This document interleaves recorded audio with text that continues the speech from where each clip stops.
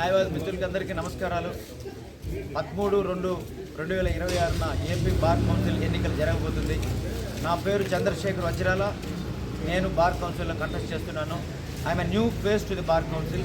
నా serial number 21. నేను ఒక అజెండాతో వచ్చినాను. న్యాయవాదుల సంక్షేమం కొరకే నేను వచ్చినాను.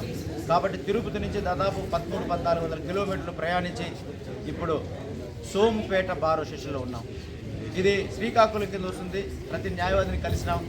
వారు చాలా చక్కగా రిసీవ్ చేసుకున్నారు. సంతోషకరం. నా అజెండాని ఏదైతే అజెండా ఉందో ఈ అజెండాలోని ముఖ్య విషయాలంతా చూసి దే ఫెల్ట్ వెరీ హ్యాపీ. మీరు చేయాలి, మీరు సాధించాలన్నారు. ఇక్కడ రెండు విషయాలు నేను ప్రస్తావించి పూర్తి చేస్తాను. అజెండాలో ఉపయోగకరమైన మెడికల్ ఇన్సూరెన్స్ మెడిక్లెయిమ్ అనేది నేను ప్రతి న్యాయవాదికి ప్రతి కుటుంబానికి వచ్చేట్టుగా నేను చేస్తాను అనేది 10 లక్షలు ఆ పైన. రెండోది వికలాంగులకు ప్రతి కోర్టును ర్యాంప్ ఏర్పాటు చేస్తా ఉన్నాం. ఏపీ స్టేట్ లెవెల్లో ఎక్కడ ర్యాంపు లేదు వికలాంగులకి. అది అడ్వకేట్లకు కానీ, తర్వాత లిటిగెంట్ పబ్లిక్ కానీ, క్లయింట్స్ కానీ. తర్వాత అధికమైన వెల్ఫేర్ స్టాంప్ గురించి 250 రూపాయల వెల్ఫేర్ స్టాంప్ ఉంది దేశంలో ఎక్కడా లేని విధంగా. దాన్ని తగ్గించే ప్రయత్నం చేస్తాము. దాని మీద ఉద్యమం అనేది తీసుకొస్తామని. తర్వాత న్యాయవాదుల సంఘాల్లో న్యాయవాదుల గ్రీవెన్స్ సెల్ అనేది ఏర్పాటు చేస్తా ఉన్నాం.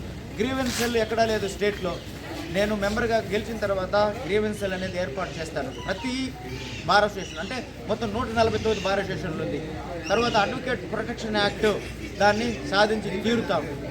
తర్వాత 15 లక్షల నుంచి ఆ పైన వెల్ఫేర్కి సంబంధించి రూపాయలు రావాల్సి ఉంది. ఎవరైతే ఒక న్యాయవాది కాలం అయిపోతారో వాళ్ళకి వెల్ఫేర్ కింద 15 లక్షలు వేరే రాష్ట్రాల్లో ఇస్తున్నారు. కానీ ఆంధ్రలో మాత్రం 9 ఇది సబబు కాదనేది నాలాంటి వాడు చెప్పేది. సో ఇవన్నీ దృష్టిలో పెట్టుకొని నేను మొట్టమొదట కొత్త ముఖం బార్ కౌన్సిల్కి నేను వచ్చినాను. పోటీలో ఉన్నాను. న్యాయవాది, నా ప్రియమైన న్యాయవాది మిత్రులారా, మీరు నన్ను భారీ మెజారిటీతో మొదటి ప్రిఫరెన్స్ ఓటేసి గెలిపించే ప్రార్థన. ఉంటాను మిత్రులారా. ఇక్కడి నుంచి నేను పలాస బార్ అసోసియేషన్ వెళ్తాను, పూర్తి చేస్తాను.